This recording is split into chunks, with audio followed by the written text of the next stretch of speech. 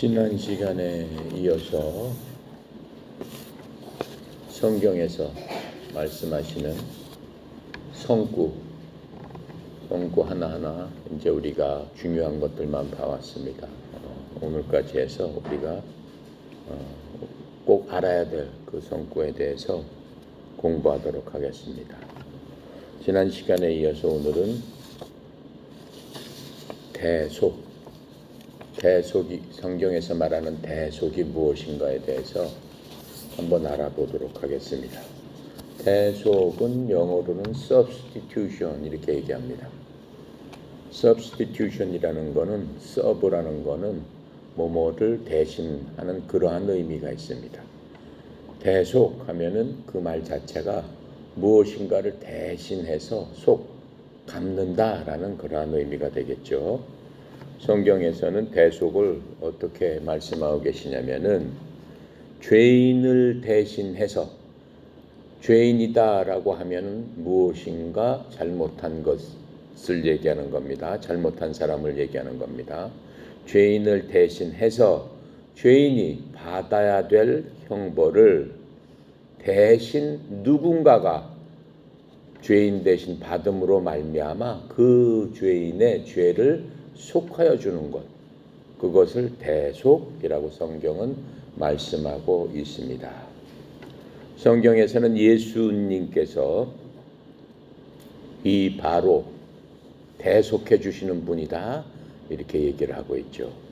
예수님의 속죄, 예수님께서 죄인들을 위해서 대신 벌을 받아주시는 그러한 것, 그것을 속죄라고 하는데 예수님의 속죄의 가장 큰 특징은 그것이 바로 대신 속죄다라고 하는 겁니다. 예수님께서는 죄가 없으신 분인데 만약 죄가 있는 사람이 누구를 위해서 대신 그 사람을 위해서 제가 벌을 받겠습니다.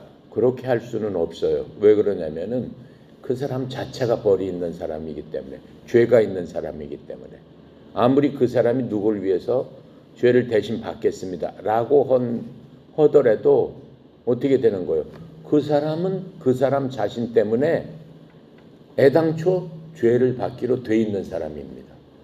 그렇기 때문에 죄 있는 사람이 다른 죄 있는 사람을 위해서는 절대로 속죄의 대상이 될 수 없습니다. 그러니까 속죄의 대상이 될 수 있는 조건은 무엇인가 아주 깨끗해서 전혀 죄가 없는 무엇인가가 죄 있는 사람을 위해서 대신 죄를 뒤집어 쓰고 죄값을 받아야 되는 겁니다. 그렇게 따지면 이 세상에서 대속의 대상이 되는 사람은 하나도 없다라고 해야 됩니다. 우리가 살펴본 것과 같이 이 세상 모든 사람은 죄의 짐을 갖고 태어났기 때문에 그렇습니다. 이 세상 사람 중에서는 한 사람도 죄가 없는 사람은 없다라고 성경은 단언을 하고 있기 때문이다. 규정을 하고 있기 때문이다. 그러니까 어떤 사람이라도 다른 사람을 대신해서 그 사람 대신 대속의 대상이 될 수는 없다라고 하는 겁니다. 구약시대 유대인들은 죄를 지으면 어떤 방법으로 대속을 했을까? 예수님 오시기 전에는 그러면 죄를 지으면 어떠한 방법으로 자신의 죄를 덮을 수가 있었을까? 구약에서는 예수님이 오시기 전을 구약이라고 하죠. 얘는 어린 양 같은 짐승을 가지고 성막으로 데리고 갔습니다. 죄를 지을 때마다. 그래서 거기 있는 제사장에게 그 데리고 가면은 내가 이 무슨 죄를 지었습니다. 그래서 저 대신에 속죄의 제물로서 어린 양을 갖고 왔습니다. 라고 해서 제 성막에 가면 제사장이 기다리고 있는데 그 제사장이 그 어린 양한테 안수를 합니다. 안수라는 거는 손으로 그 어린 양 머리에다가 이렇게 댑니다. 대고 그 사람이 고백한 죄를 하나님께 구하는 겁니다. 하나님 아버지, A라는 사람이 무슨 죄를 졌습니다. 지금 이 시간 A 사람이라는 죄를 대신해서 이 어린 양에게 그 죄를 대신 전가하오니, 전가라는 건 죄를 내 대신 이 양한테 전달한다는 겁니다. 준다는 겁니다. 이 양한테 뒤집어 씌웠사오니 주님께서 이 사람 대신, A라는 사람 대신 이 양을 벌하여 주십시오. 그리고 A라는 사람의 죄를 용서하여 주십시오. 이렇게 한단 말입니다. 그렇게 안수를 해서 죄 없는 짐승에게 그 죄가 전달되도록 하고, 그 다음에는 죄를 양을 갖고 온 사람한테 날카로운 칼을 쥐어 줍니다. 제사장이 하는 게 아니고 죄진 사람한테 양을 데리고 가서 네가 목을 따가지고 피를 받아와라 이렇게 얘기합니다. 그럼 죄진 사람이 양을 끌고 가서 피를 받습니다. 양을 죽이고. 그럼 피가 막 콸콸 쏟아지겠죠. 양은 막 음매음매하면서 난리를 치겠죠. 양이 음매음매하나? 꽥꽥하면서 막 하여튼간에 매매하면서 하여튼간에 꽥꽥하면서 소리를 치면서 죽어갑니다. 얼마나 끔찍합니까? 얼마나 끔찍한 거예요. 근데 제사장이 하는 게 아니고 죄진 네가 그렇게 해라 라고 합니다. 왜 칼을 그 사람한테 쥐어줬을까요? 죄지면 반드시 죽는다라고 하는 것을 하나님께서 그림으로 보여줘라. 양을 죽임으로 말미암아 스스로에게 깨닫게 해라 라고 하는 뜻에서 그 죄진 사람한테 칼을 전해줍니다. 그렇게 죽인 짐승은 또 그냥 죽었구나 하고 내버려 두는 게 아닙니다. 성막에 가면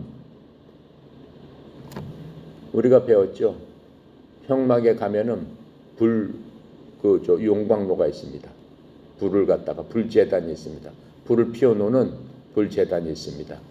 이제는 이 죽은 양을 갖다가 껍질을 다 벗기고, 네가 죄인이 껍질을 다 벗긴 다음에 관절마다 다 잘라라. 조각조각 내라 라고 합니다. 그럼 앉아서 그거를 조각조각 내면서 깊이 생각을 합니다. 아, 내가 죄를 지으면은 그 죄를 짓는 거로 죽는 걸로 끝나는 게 아니고 조각조각 내서 어디다 던지라고 그래요? 불 속에다 던져라 이렇게 얘기를 합니다.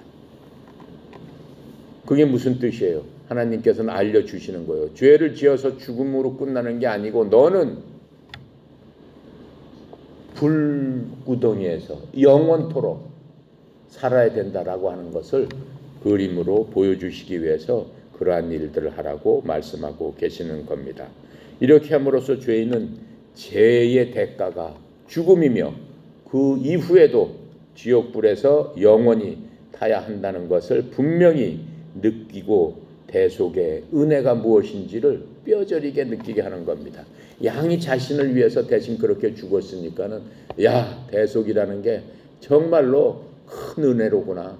하나님께서 날 대신에 이렇게 양을, 짐승을 던져서 죽게 하시고 나는 살려주셨으니 내가 이렇게 양처럼 죽어야 될 텐데 대신 살게 해주셨으니 얼마나 하나님께서 큰 은혜를 베푸셨느냐. 그것을 깨달아 알게 하는 그러한 방법입니다. 지금 이 양은 뭘 예표한다고 그랬어요? 바로 예수님을 예표한다고 성경은 말씀하고 있는 겁니다.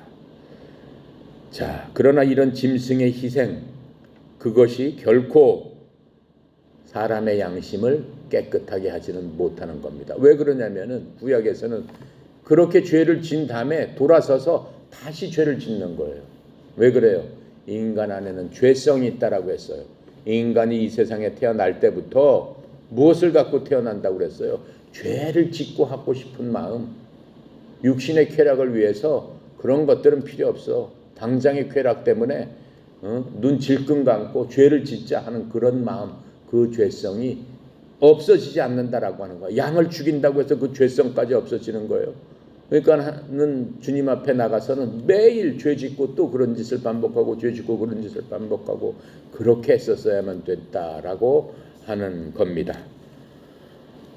자, 그런데 이제 신약 시대에 들어오면서 예수님께서 이 땅에 오셨습니다. 예수님께서 오시자마자 예수님 전에 왔던 예수님의 사촌 침례자 요한이 있어요.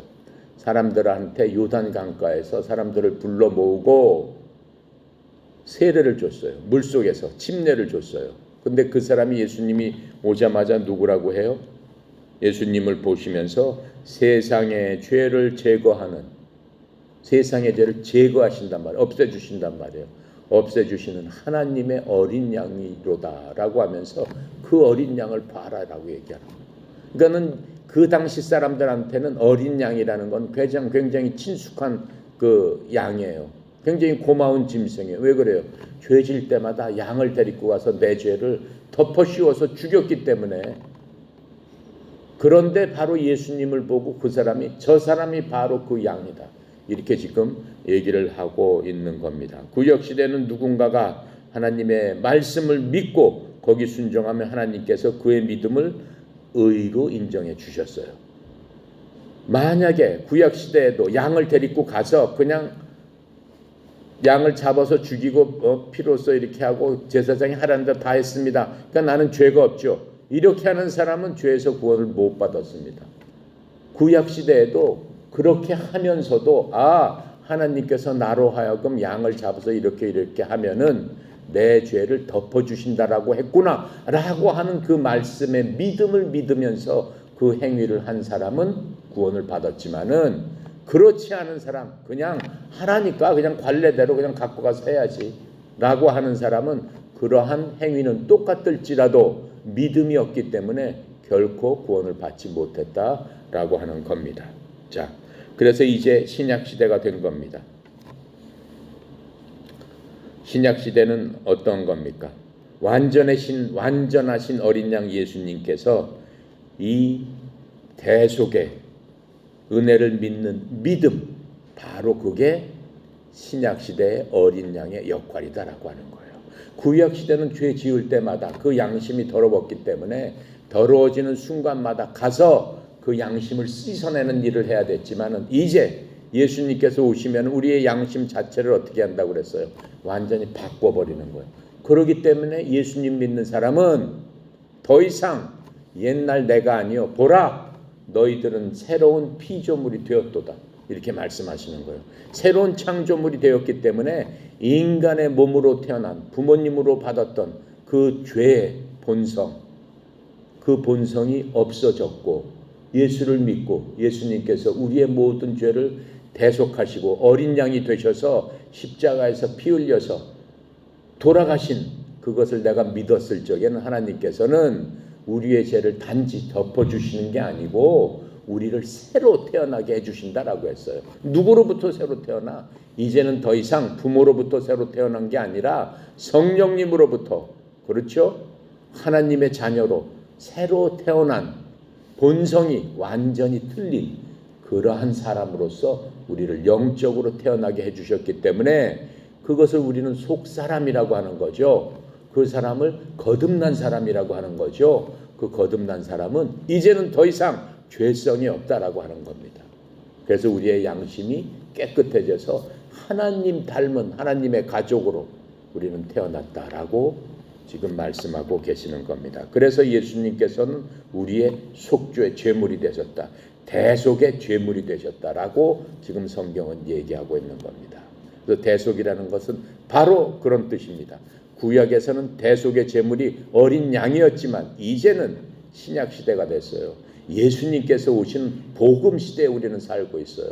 예전에는 어린 양을 잡아 죽여서 네 죄를 덮어야 된다라고 하는 것은 율법에서 하는 얘기예요. 그건 바로 율법이라고 하는 거예요. 이제는 그 율법 시대는 더 이상 이 땅에서 존재하지 않습니다. 만약 그 율법 시대가 아직까지도 존재한다면 우리는 매 주마다 어떻게 해야 되겠어요? 양을 데리고 교회로 가야 돼요.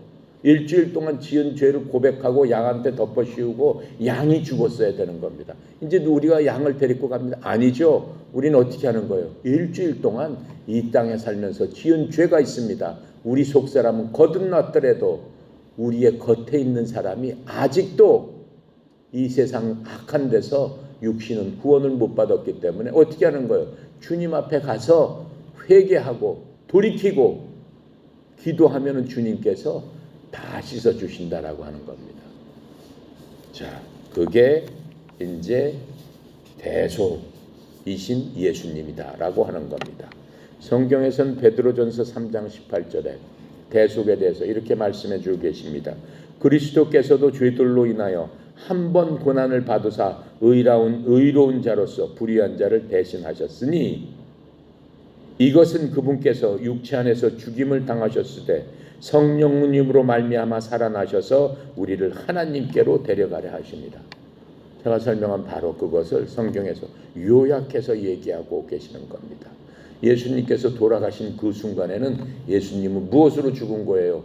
어린 양처럼, 아까 제가 설명한 것처럼 율법의 어린 양처럼 그 머리에 모든 죄를 덮어쓰고, 근데 단지 한 사람의 죄예요? 모든 인류의 죄를 덮어쓰고 예수님께서 어린 양처럼 무참하게 피를 흘리면서 돌아가심으로 말미암아 속죄의 제물을 누구한테 드리는 거야? 아버지 하나님께 드려졌다라고 하는 거야.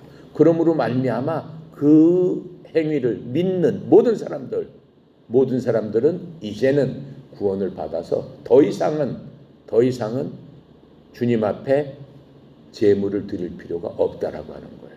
그렇게 받는 순간 우리는 거듭났다라고 하는 거예요. 하나님의 자녀가 됐다라고 하는 거예요. 하지만 이 세상 살면서 우리는 끊임없이 죄를 지고 끊임없이 악한 생각을 합니다. 왜 그래요? 이 세상 자체가 아직까지 하나님께서 마귀의 권세를 뺏지 않고 일부분을 그대로 허용하셨기 때문에 그렇습니다. 이제 우리의 육신이 온전히 될 때가 곧 옵니다. 그때가 언제예요? 예수님이 우리에게 약속하신 그 시간, 내가 가서 하늘에 가서 너희들을 위한 처소를 마련하면 내가 너희들을 곧 데리러 오리라. 처소가 마련되는 그 시간에 주님께서 공중에 오신단 말이에요. 그때 우리를 데리러 오는 그 시간까지는 우리가 이 땅에 살기 때문에 우리는 거듭난 사람이지만 우리를 공격하는 것들이 있어요. 첫 번째, 우리가 몸을 갖고 있기 때문에 우리 속에는 두 사람이 있다고 그랬어요. 거듭난 나, 주님의 피로써 깨끗이 씻어진 나. 또 하나는 뭐예요? 양심이 완전히 회복된 내가 있고, 한쪽으로는 부모님으로 받은 이 육신의 생명이 있는 한까지는 부모님으로 받은 그 육신의 내가 있다라고 하는 거예요. 그러니까 내가 육신의 내가 나쁜 짓을 할 때마다 하나님으로 받은 내가 내 속에서 내 양심을 통해서 얘기해 주는 거예요. 너 그렇게 하면 안 되지 않느냐? 내 양심을 돌아봐라. 하나님께서 주신 그 양심을 돌이켜 봤을 적에 그렇게 하면 안 되지, 그렇게 하면 안 되지 하면서 내 양심이 나한테, 옛날 나한테 계속적으로 얘기해 줄 적에 우리 그 양심을 어떻게 해야 돼요? 통해서 이겨야 돼요. 이길 수 있는 유일한 방법은 뭐예요?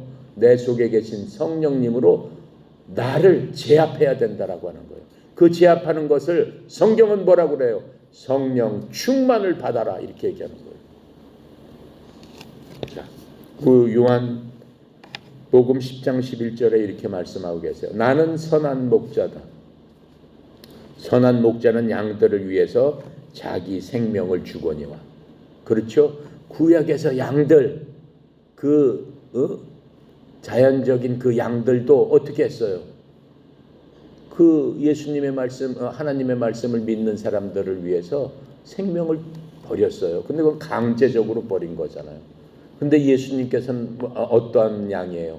본인 스스로 아버지께서, 하늘 아버지께서 아들 하나님한테 네가 내려가서 어떻게 해라. 당신이 내려가서 어떻게 해라? 이 온 백성들을 위해서 희생의 제물이 되셔야 되겠습니다. 이렇게 얘기를 한 거예요.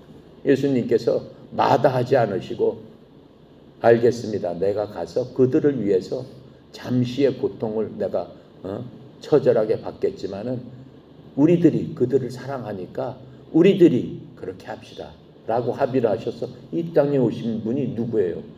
하나님이신 아들이다 라고 지금 얘기를 하는 겁니다. 자, 그래서 그분은 선한 목자로 우리를 한테 오셨다라고 얘기를 하고 있죠. 그 다음에는 용서하심입니다. 성경에서 용서하심, 영어로는 remission 이렇게 얘기를 합니다. R-E-M-I-S-S-I-O-N, remission. 이게 용서하심입니다.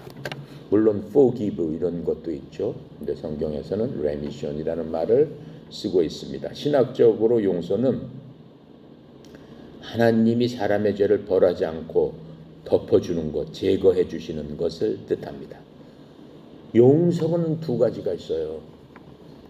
구약에서 예수님이 오기 전에 하나님께서는 죄인들의 죄를 용서해 주셨다고 그랬어요. 그건 어떠한 용서예요? 덮어주는 용서예요. 그냥 죄가 있는데 죄 자체는 어떻게 해요? 완전히 치워버리지 않고 죄가 안 보이도록 덮어주는 거예요. 예전에 시골에 가면은 강아지들이 막 풀어놓고 키울 때 아무 데서나 배설물을 갖다 이렇게 막 똥을 싸고 다닙니다. 그러면 나 어렸을 때만 해도 그랬어요. 그때는 그 집집마다 이런 보일러가 없고 연탄으로 떼는 난방을 했기 때문에 집집마다 연탄재가 엄청 많이 쌓여 있어요. 그럼 연탄재 부셔다가 어떻게 했어? 삽으로 갔다가 개똥을 이렇게 덮었어요. 구약 시대의 죄를 용서한다는 건 바로 그런 겁니다. 죄를 갖다 그냥 덮어주는 거예요. 신약 시대 용서는 뭐예요? 죄를 어떻게 해요? 완전히 삽으로 들어다가 그 죄를 어떻게 한다는 거예요? 하나님께서 하나님 등 뒤로 던져버렸다라고 얘기하는 거예요. 무슨 뜻이에요? 등 뒤로 던져버렸으니까는 여러분들 학교 다닐 적에 친구들이 등 뒤에다가 이렇게 뭐해요? 살짝 지나가는 처럼 스카치 테이프 이렇게 붙여놓죠. 나는 바보야 뭐 이렇게 써가지고 종이에다가 이렇게 붙여놓고 댕겨요. 그럼 걔는 몰라. 좋다고 댕겨. 그럼 애들이 킥킥거리면서 웃어요. 왜 그래? 본인은 보지 못하지만 다른 사람은 아, 그걸 바보라고 써있네 라고 하니까 웃는단 말이에요. 장난으로 그렇게 했어요. 자신은 볼 수 없어요. 하나님께서 우리한테 약속하신 건 뭐예요? 너희가 예수 어린 양의 피로 씻음을 받았으면 더 이상 내가 네 죄를 볼 수 없다. 어떻게 볼 수 없느냐? 네 죄를 예수가 내 등 뒤로 던져버렸다라고 얘기하는 거예요. 던져버렸기 때문에 예전에 우리 죄를 주님께서 눈 씻고 보고 싶어도 볼 수가 없다라고 하는 거예요. 죄가 어딨나? 주님의 등 뒤로 던졌는데 보이겠어요? 안 보인다라고 하는 거예요. 그것을 용서다라고 성경은 말씀해주고 계시는 거예요. 그러시면서 그것뿐만 아니고 그 죄를 어떻게 하신다고 그랬어요? 이 지구상의 가장 깊은 바닷속이 수백 킬로 밑에예요. 거기에다가 내가 묻어두겠다. 그래서 내 기억 속에 없애버리겠다. 지워버리겠다. 그러니까 내가 너를 봤을 적에는 아, 저놈은 살인을 졌더라도 살인죄를 졌지. 모르세요. 하나님께서 모르시는 게 바로 그거 하나가 있어요. 하나님은 전지전능하시지만은 죄를 회개하고 하나님 앞에 고백해서 죄 씻음을 받은 사람, 누구의? 예수님의 보혈의 피로 말미암아 예수님께서 정하신 희생 제물로 대속받은 사람에게는 하나님께서는 절대로 그 죄를 기억하지 못하신다. 그게 하나님의 특징이에요. 그리고 또 한 가지는 어떻게 하신다고 그랬어? 네 죄를 내 앞에서 동에서 서가 먼 것처럼 그렇게 던져버리겠다. 여러분, 동에서 서가 얼마나 멀어요? 저 끝까지 가면 다시 동에서 서가 시작되고, 저 끝까지 가면 다시 동에서 시작되고, 그렇게 던져버리시겠다고 하나님께서 우리에게 약속해 주신 겁니다. 자, 그래서 성경의 하나님은 완전하게 죄를 용서해 주신다고 했어요. 제가 설명드린 것처럼 그렇게 용서해 주신다고 했어요. 죄라는 건 뭐예요? 하나님의 법칙에 따르면 죄를 지었으면 반드시 벌을 받아야 된다라고 하는 게 하나님의 법칙이에요. 그런데 하나님께서는 이 벌을 면해 주셨다라고 하는 거죠. 그래서 하나님의 용서에는 그렇게 하기 위해서는 두 가지 조건이 있습니다. 죄를 지으면 무조건 벌을 받아야 되는 게 하나님의 법칙인데, 그것을 피하기 위한 두 가지 조건 중에 첫 번째가, 먼저 죄인을 위한 대속 속죄 희생물이 있어야 된다.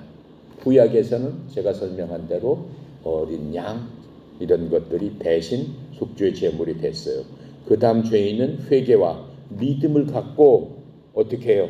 하나님의 희생물로 나와야 되는 거죠.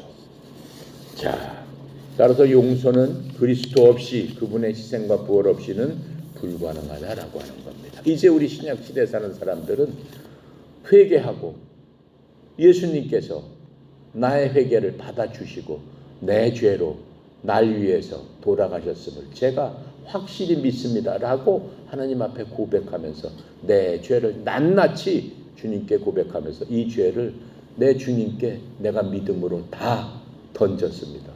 주님께서 예수의 보혈을 보시고 이미 보셨사오니 나의 죄를 용서하소서. 하나님께서 뭐라고 그래요? 알았다.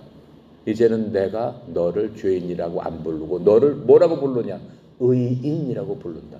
죄가 없는 자로 내가 너를 부른다라고 말씀을 해주시는 것들을 우리가 성경에서 알 수 있습니다. 자, 그리고 성경에서는 뭐라고 말씀하세요?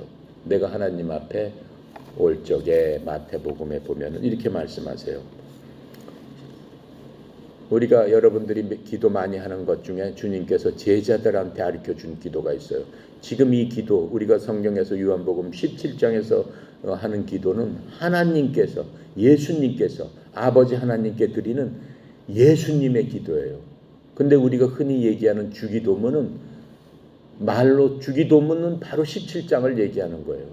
마태복음에서 나오는 주기도문은 그 주기도문이라고 하면 안 되고 제자들의 기도예요. 제자들 보러 뭐라고 했어요? 하늘에 계신 우리 아버지여 이름이 거룩히 여김을 받으시며 나라의 임하옵시며 뜻이 하늘에서 땅에서 이루어지이다.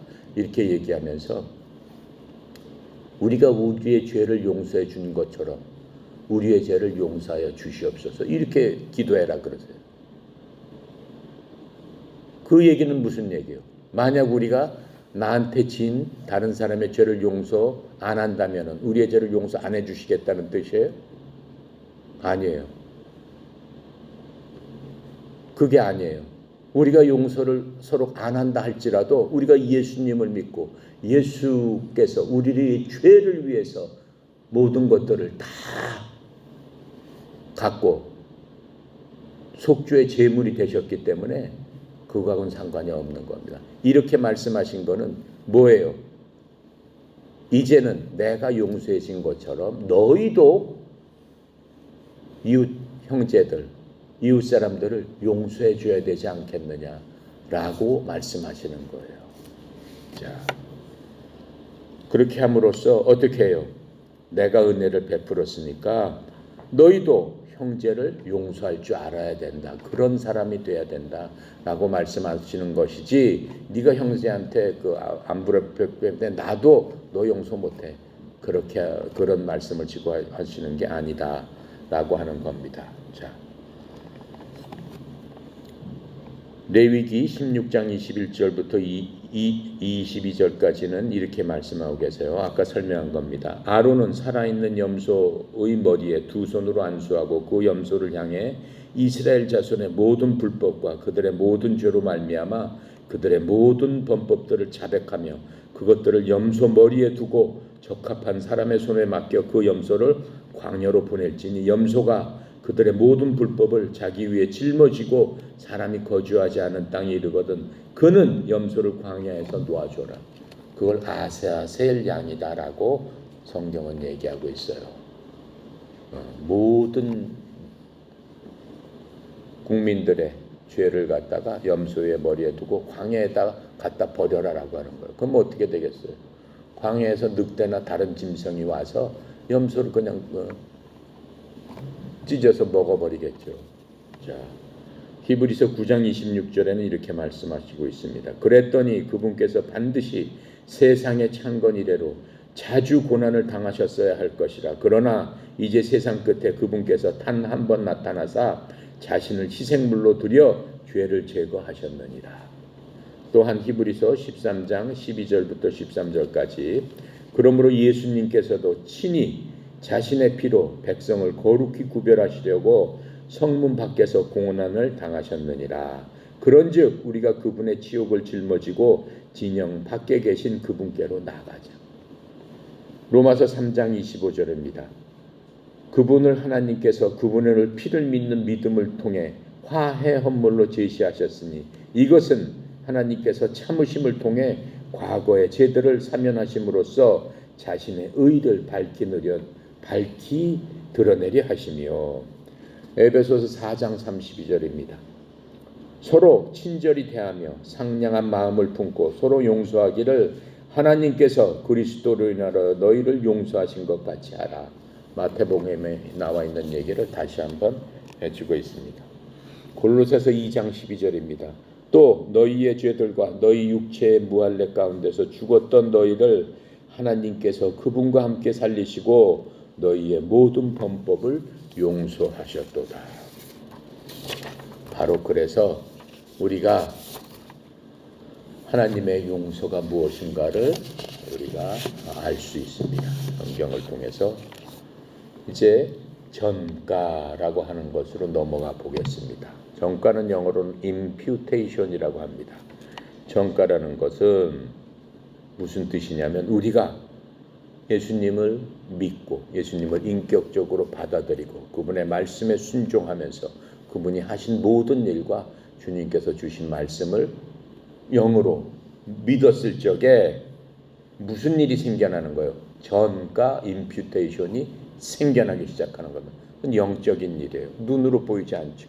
하지만 하나님께서 우리의 영을 살리시기 시작하는 일들이 생겨나고 하나님의 영이 우리 속으로 들어오는 일들이 생겨나고 그렇게 되기 위해서 우리가 그 믿는 순간 예수님의 의가 우리들에게 전가되고 우리들이 갖고 있는 죄는 예수님에게 전가된다라고 하는 겁니다. 그것을 imputation이라고 얘기하는 겁니다. 그것을 전가라고 얘기를 하는 겁니다. 예수님을 믿는 순간 우리가 죄인이었는데 쉽게 얘기하면 죄인이 아니고 갑자기 의인이 되어버린다라고 합니다. 그렇죠? 죄인으로부터 의인이 되는 바로 그거. 근데 죄인으로부터 의인이 되기 위한 조건이 뭐예요?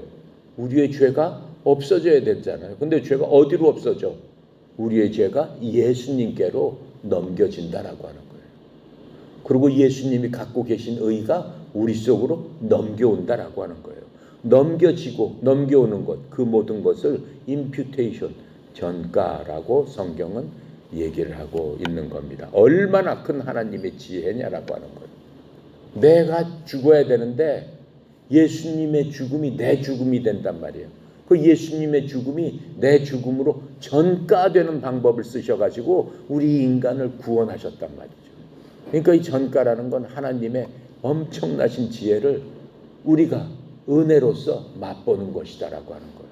우리가 전가를 받으면서 무엇인가 우리가 노력한 게 있습니까? 여러분이 무엇인가 노력한 게 있어요? 일한 게 아무것도 없어요. 믿음은 일이 아니에요. 내가 열심히 믿느라고 일했지 않습니까? 그건 일이 아니에요. 성경에서 믿음은 일이 아니다 라고 말씀해주고 계십니다. 믿는 것은 일하는 게 아니에요. 우리가 무슨 노력을 하고 무슨 일을 했어요? 구원을 얻기 위해서, 의의 전가를 받기 위해서. 그렇게 한 게 아무것도 없는데도 불구하고 그냥 일하지 않는데도 불구하고 믿음을 보시고 하나님의 의를 우리에게 전가해 주셨어요. 그거 자체가 하나님의 영광을 우리한테 전가해 주신 거예요. 하나님의 복을 우리한테 복 주신 거예요. 그것을 전가라고 한다.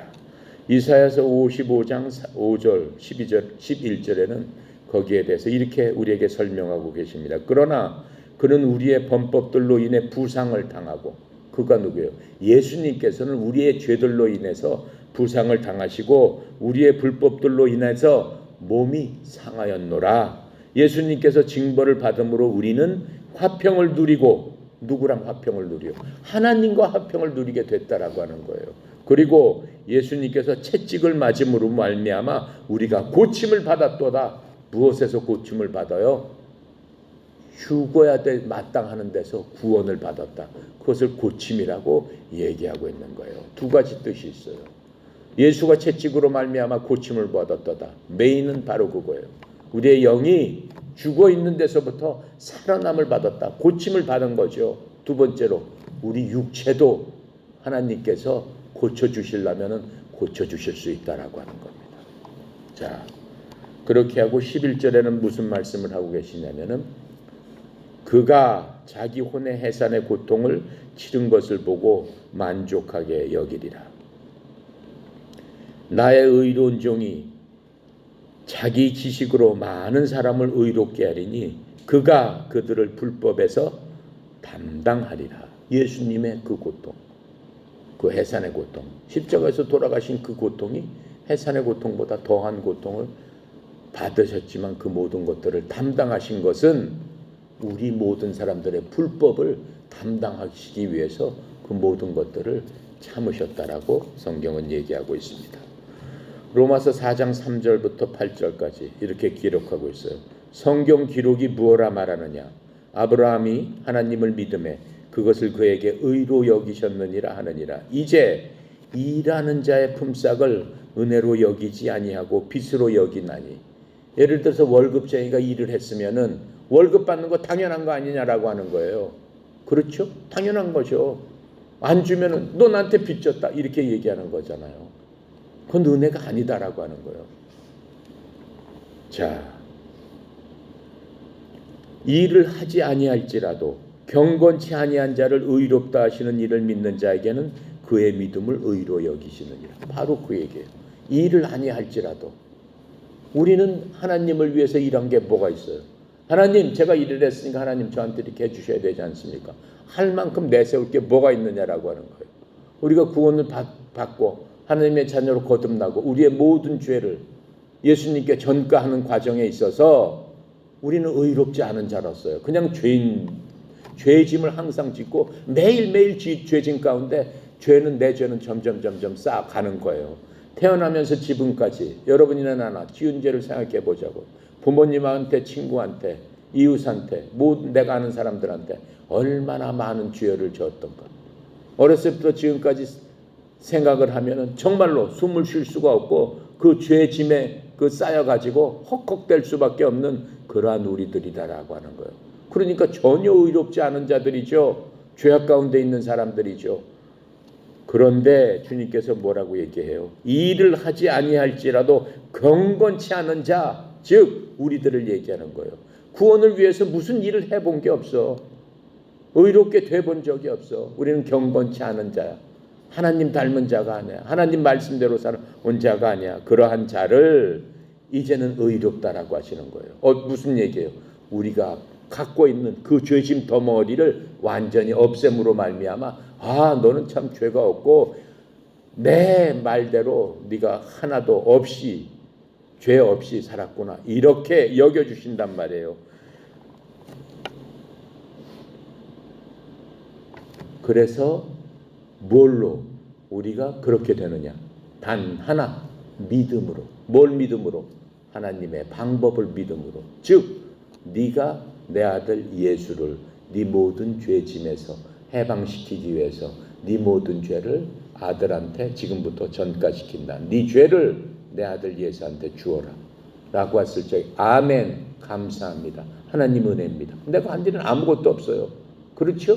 경건한 자도 아니고 그 전가를 시키기 위해서 무엇인가 하나님 앞에 한 일이 아무것도 없는데 그냥 믿음으로 아멘 하고 내 모든 것들을 주님 앞에 던졌단 말이에요. 그랬을 적에 하나님께서 그래 네가 내 말에 순종하는구나. 너는 지금부터 의로운 자다. 이렇게 해주신다라고 하는 겁니다.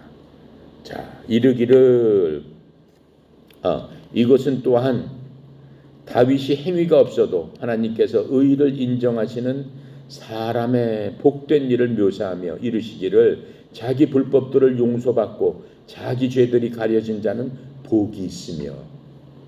우리는 단지 죄만 던졌는데 하나님께서 그러한 사람에게 의로울 뿐만 아니라 복도 주시겠다라고 지금 약속을 하고 계시는 겁니다. 그래서 주께서 죄를 인정하지 아니하실 사람은 복이 있도다 함과 같으니라. 그래서 우리는 복 받을 사람이다라고 얘기를 하는 거예요. 하나님께서는 뭐라고 얘기하는 거예요? 내가 너를 복 주기를 원하면 내가 너를 지키기를 원하노라. 이렇게 말씀해 주고 계시는 거예요. 누구한테? 그렇게 자기의 죄를 예수님께 전가해서 속죄함을 받은 사람한테는 그렇게 해주시겠다라고 약속을 하고 계세요. 자, 그런데 이 세상의 종교는 어떻습니까? 우리가 믿는 하나님, 메시아, 예수님을 믿는 그 복음, 우리는 그것을 복음이라고 해요. 복된 소식이래요. 인간한테 준 가장 복된 소식, 그 복된 소식을 믿지 않는 다른 것을 믿는 사람은 어떠냐라고 하는 거예요. 다른 신들을 믿는 사람은 어떠냐라는 거예요. 산속에 들어가서 그냥 몇 년 동안은 죽을 때까지 무언가 공덕을 쌓기 위해서 스스로를 덕을 쌓기 위해서 스스로 무엇인가가 되기 위해서 열심히 노력합니다. 또 다른 종교는 어떻게 해요? 내가 무언가 선행을 해서 무엇인가 일을 해서 무엇인가를 이루어가지고 하나님의 마음을, 그 신의, 본인들이 믿는 신의 마음을 움직여서 그들을 감동시켜서 무언가 얻어야 되겠다라고 열심히 노력합니다. 죽을 때까지 노력합니다. 하나는 대로 합니다. 그것을 종교라고 하는 거예요. 복음과 종교는 그렇게 틀리다라고 말씀해 주시는 거였어요. 그래서 세상 종교는 전부 다 무익한 것이다. 니네들이 일생 동안 그렇게 해봐라. 거기서 얻을 수 있는 것이 무엇일까 있겠느냐라고 하는 거예요. 그렇죠? 모든 것이 헛되니 헛되고 헛되도다. 솔로몬이 얘기한 거예요. 내가 아무리 해봐도 모든 것이 헛되니 헛되고 헛되도다. 자신한테 남는 건 아무것도 없다라고 얘기를 하고 있는 겁니다. 빌립보서 3장 7절부터 9절까지는 이렇게 말씀하고 계세요. 그러나 무엇이든지 내게 이득이 있던 것들 곧 그것들을 내가 그리스도를 위하여 손실로 여겼으며, 참으로 확실히 모든 것을 손실로 여김은 그리스도 예수 내 주를 아는 지식이 뛰어나기 때문이라. 내가 그분을 위해서 모든 것의 손실을 입고 그것들을 단지 똥같이 여김은, 배설물로 여김은 내가 그리스도를 얻고 율법에서 내 자신의 의가 아니라 그리스도의 믿음을 통한 의, 곧 믿음으로 말미암아 하나님에게서 난 의를 소유한 채 그분 안에서 발견되려 합니다. 이 바울의 고백이 우리의 고백이 아니겠느냐라고 하는 거예요. 그렇죠? 바울은 그리스도를 알기 전에는 열심히 자기의 의를 향해서 목숨 내놓고 뛰었던 사람이에요. 근데 예수님의 그러한 대신속죄, 그렇죠? 용서하심, 죄의 전가, 이 모든 것을 깨달이는 순간 내가 일생 동안을 두고 달려왔던 모든 것, 내 목숨을 걸고 바쳤던 모든 것들은 지금 생각하니까 배설물 같구나. 이렇게 고백하는 것을 볼 수 있습니다. 자, 이제 마지막입니다. 마지막으로 입양이란 도대체 무엇이냐? 우리가 예수를 믿을 적에 예수님께서 우리를 하나님의 자녀로 입양시켜 주었다, 양자되게 해주셨다라고 말씀하고 계세요. 하나님을 믿는 순간 우리의 모든 죄는 예수님께 전가가 되고 예수님의 의로우심이 나를 덮고 나를 새롭게 함으로 말미암아 나는 의로운 자로 거듭났는데, 거듭나는 그것은 사람의 자녀로 났을 적에는 절대로 의로운 자로 날 수가 없다라고 이미 설명을 했습니다. 사람은 무조건 죄성을 갖고 태어났는데 이제 더 이상 나는 하나님의 사람의 자녀가 아니요 육신으로 난 자가 아니요 영으로 하나님께 난 자입니다 라고 고백할 수 있습니다. 그랬을 적에 그 낫게 해주시는 것, 그것을 입양이라고 하는 겁니다. 원래는 우리가 어떤 사람이었어요? 죄짐을 짓고 있는 육신의 부모로부터 태어난 사람 아니냐라고 하는 거예요. 여기에 있는 모든 사람들. 그렇죠? 우리는 물 가운데 태어나는 거예요. 엄마 뱃속에서, 양수 속, 양수가 물이잖아요. 인간은 엄밀히 따지면 10개월 동안 물 속에 있는 거예요. 물 가운데. 물 가운데서 양수가 터지면서 아기가 나오는 거예요. 물 가운데 있는 거예요. 니고데모가 예수님께 물었잖아요. 너희들이 거듭나지 않고는 하나님의 나라에 올 수 없느니라. 즉 뭐예요? 하나님의 자녀가 될 수 없다. 하나님의 나라, 하나님의 백성은 누구만 가는 거예요? 하나님의 DNA, 하나님의 양자된 자, 하나님께 입양된 사람, 그 사람들만 갈 수 있는 거예요. 예수님께서 말씀하셨어요. 결코 올 수 없다. 어떻게 올 수 없어요? 그럼 어떻게 하면 도대체 갈 수 있습니까? 예수님께서 대답해 주셔야죠. 내가 물과 성령으로 거듭나지 않으면은, 네가 물로 나고 성령으로 거듭나지 않으면 결코 아버지 나라에 들어올 수 없느니라. 성령으로 거듭나는 그것 절차를 입양이라고 하는 거예요.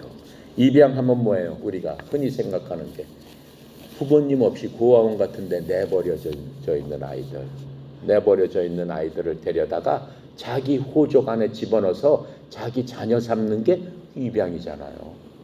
똑같은 거예요. 지금 우리는 뭐예요? 이 세상에 고아처럼 버려진 거예요. 그렇죠? 마귀의 자녀로. 원래는 누구 자녀였어요? 하나님의 자녀였어요. 사람들은 마귀한테 속아서 마귀를 자기 아버지라고 따르면서 마귀 쪽으로 가버린 거예요. 이제 하나님께서 뭐라고 그래요? 마귀한테 뺏어서 하나님의 자녀로 입양시키는 그 과정을 우리가 회복되는 과정입니다.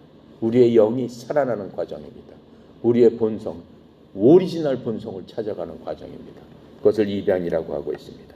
갈라디아서 4장 4절부터 5절에는 그 입양에 대해서 이렇게 우리한테 설명을 해주고 계십니다.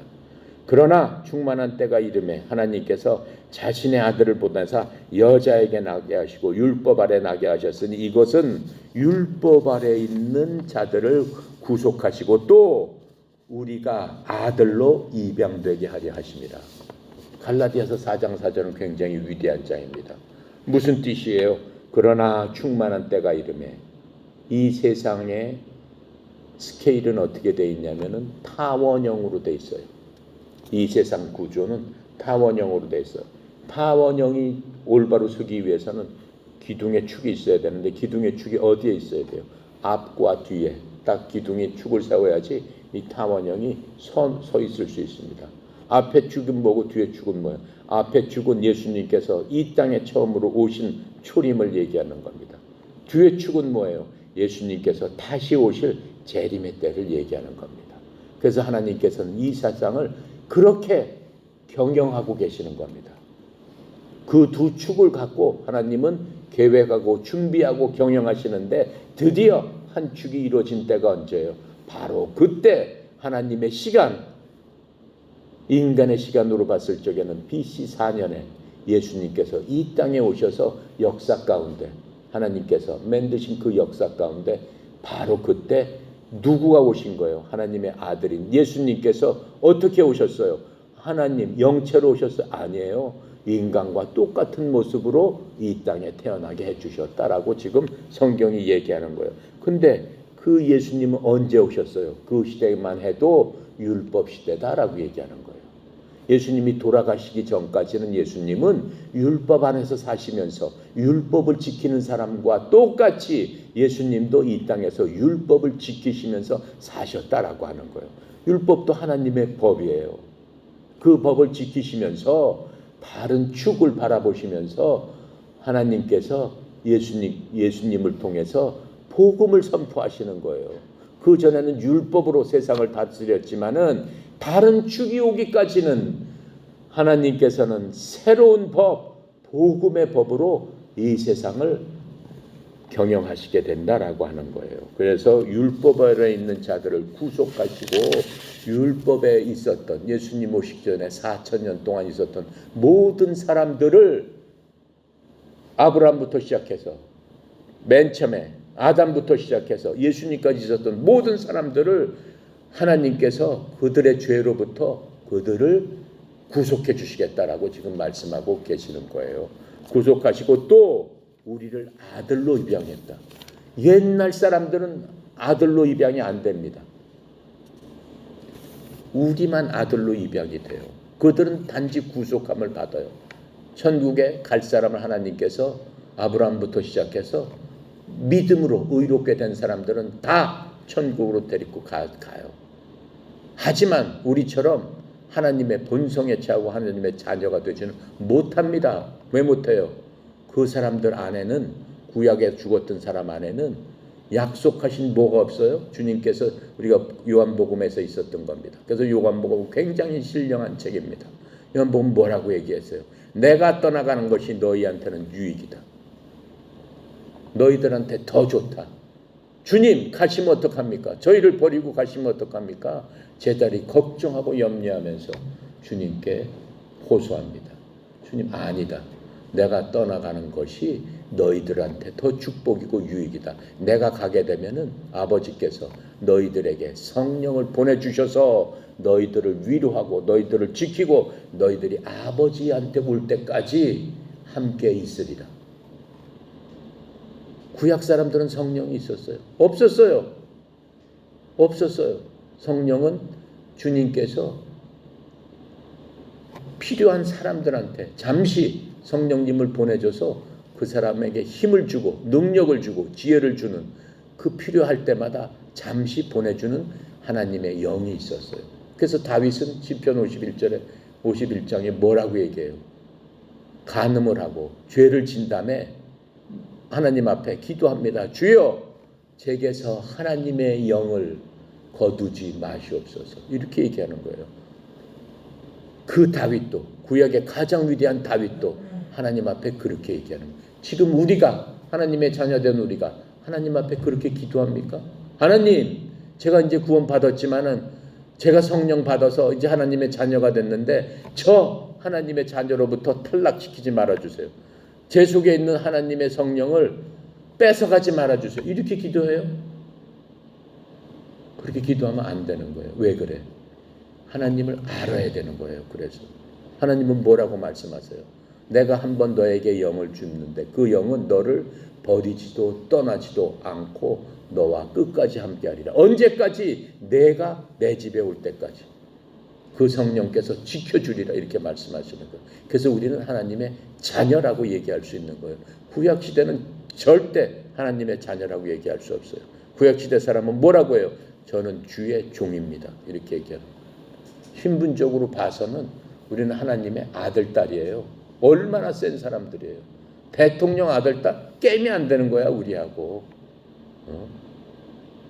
미국 대통령의 아들, 딸 엄청 높잖아. 게임이 안 돼요 우리하고는.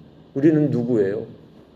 하나님의 가족, 하나님께 입양당한 사람들이다라고 얘기하는 거예요. 하나님께서는 엄청난 뭐를 주고, 엄청난, 아주 하나님께서는 가장 귀한 것들을 희생하시면서 우리를 입양시켰기 때문에 우리는 구약시대 사람하고는 완전히 틀리다라고 얘기하는 거예요. 그 사람들은 어떻게 했어요? 양 잡아서 죄를 덮었지만 우리는 뭐예요? 하나님의 아들이신 예수님을 잡아가지고 우리를 대신 하나님께서 사셨다라고 하는 거예요. 끌고 왔다라고 하는 거예요. 하나님께서 얼마나 많은 가치를 희생하셨냐라고 하는 거예요. 가장 귀중한 자신을 희생하신 거랑 똑같다라고 얘기하는 거예요. 자신을 희생하면서 우리를 입양시켰기 때문에 우리는 엄청난 귀중한 존재다라고 성경은 말씀하고 있는 겁니다. 그 부분에 대해서 로마서 15장 15절, 로마서 8장 15절부터 23절은 우리한테 이렇게 설명을 하고 계세요. 너희는 다시 두려움에 이르는 속박의 영을 받지 아니하였고 양자 삼으시는 영을 받았느니라. 그분을 힘입어 우리가 하나님을 아바 아버지라고 부르짖느니라. 구약시대 사람은 하나님을 아바 아버지라고 불렀어요. 그러면 바로 죽였어요. 신성모독을 한다라고 해서 죽였어요. 예수님께서 그렇게 해가지고 예수님을 죽인 거예요. 예수님께서 하나님은 내 아버지시다 그랬더니 뭐라고 그래요? 네가 신성모독을 하는구나, 하나님을 모욕되게 하는구나, 바로 죽였어요. 근데 우리는 뭐라고 그래요? 떳떳하게 아버지 이렇게 기도하지 않느냐라고 하는 거예요.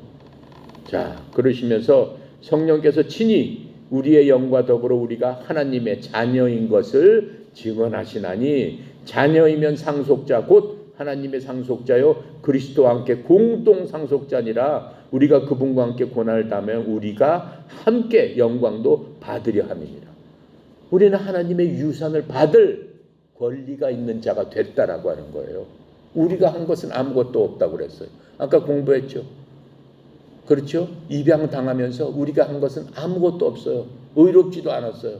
근데 믿음 하나로 말미암아 어떻게 했어요? 하나님께서 넌 내 아들이고 네가 천국에 오면 내 재산 중에서 내 아들에 나눠줄 것을 나눠서 가질 수 있는, 예수님과 같이 나눠 가질 수 있는 공동 상속자로 내가 삼아 주었다라고 말씀하고 계시는 겁니다. 얼마나 대단한 겁니까?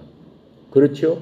그러니 바울의 얘기처럼 이 세상의 모든 것들을 내가 배설물처럼 여기며 내가 가져갈 그것들, 공동 상속을 위해서 내가 그 목표만 바라보고 나는 일생 동안을 거기를 향해서 뛰어가노라 라고 얘기하는 것이 우리의 고백이 되는 게 마땅한 겁니다. 자, 그러면서 내가 생각하건대 이 시대의 고난들은 앞으로 우리 안에 나타날 영광과 좋게 비교될 수 없도다. 창조물이 간절히 기대하고 기다리는 바는 하나님의 아들들이 나타나는 것이니라. 하나님의 아들이라고 안 하잖아요. 아들들이 나타나는 것이니라. 우리가 영화롭게 돼서 아들들로서 나타나게 된다라고 성경은 말씀하고 있는 겁니다. 창조물이 헛된 것에 복종하게 된 것은 자진해서 된 것이 아니요 소망 중에 바로 그것을 복종하게 하신 분으로 인한 것이니 이는 창조물 자신도 썩음의 속박에서 해방되어 하나님의 자녀들의 영광스러운 자유에 이를 것이기 때문이다. 또 온 창조 세계가 지금까지 함께 신음하며 고통 중에 산고를 치르는 줄을 우리가 아나니 온 세상의 창조물들이 다 고통 중에 있다라고 하는 거예요. 우리 사람뿐만 아니고 하나님께서 만든 모든 자연, 모든 동물들이 지금 고통에 이르고 있다라고 하는 거예요.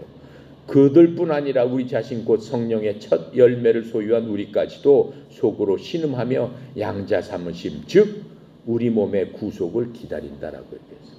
우리 몸은 아직도 이 땅에 있기 때문에 그렇죠.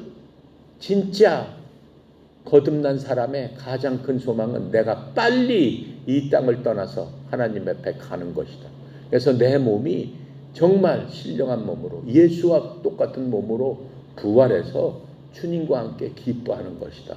그게 가장 큰 소망이다 라고 하는 겁니다. 에베소서 1장 5절에는 자신의 크게 기뻐하시는 때에 따라 우리를 예정하사 예수 그리스도를 통해 자신의 아이로 입양하셨느니라 이렇게 말씀하고 계세요.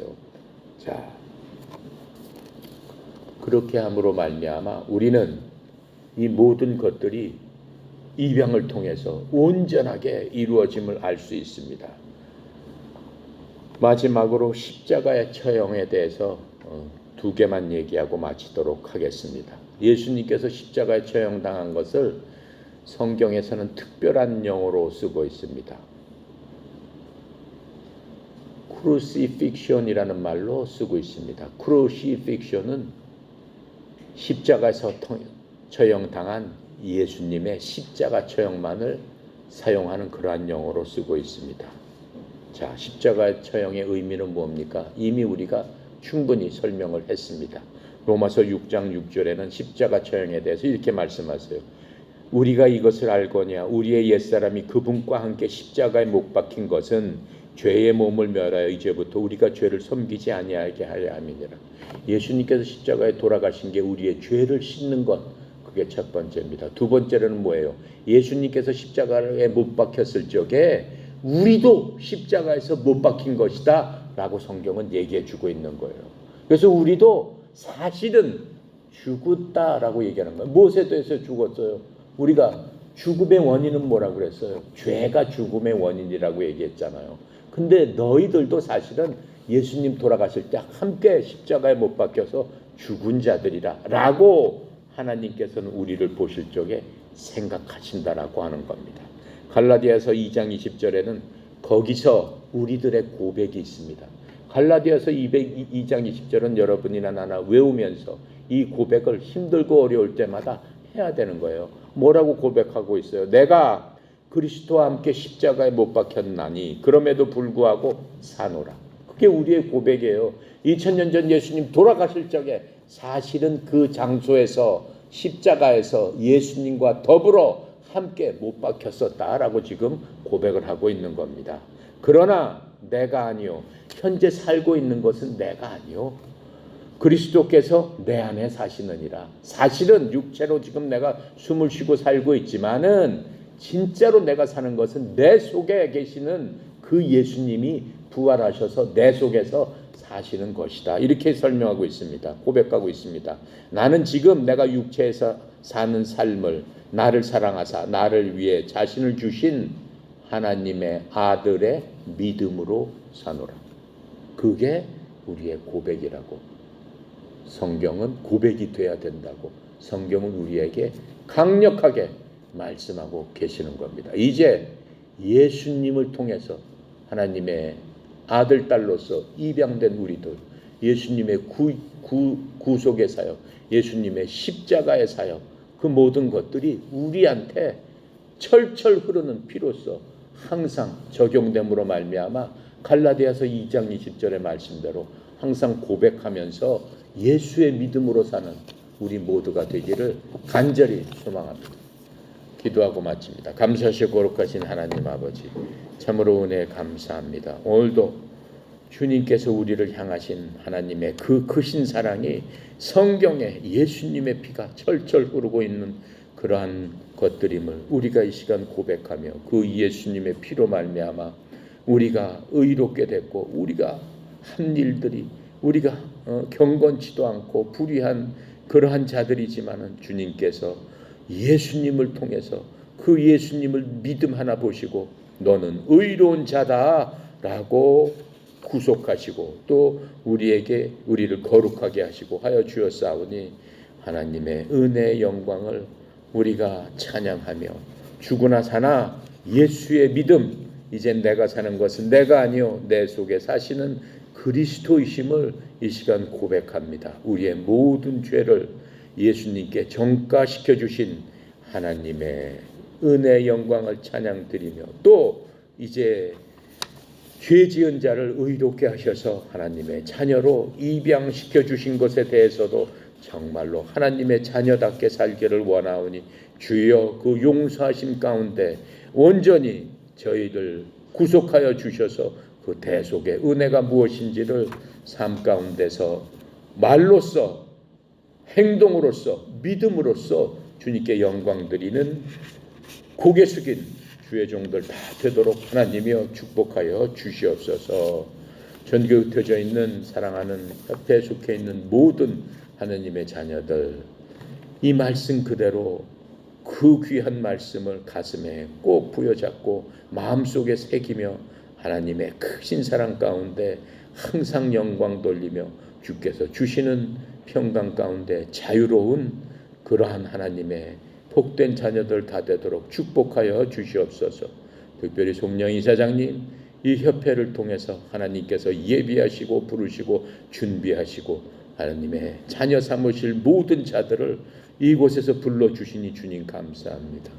이 모든 자들과 함께 하나님의 나라를 확장시키는데 하나님의 그 사역에 선봉장으로 나서서 마귀들과 싸울 적에 주께서 힘주시고 능력 주셔서 이 방주가 주님 기뻐하시는 방주의 역할을 다 할 수 있도록 주의 종을 축복하여 주시옵소서. 모든 것 주께 의탁드립니다. 감사드리며 예수님의 이름으로 기도드렸나이다. 아멘.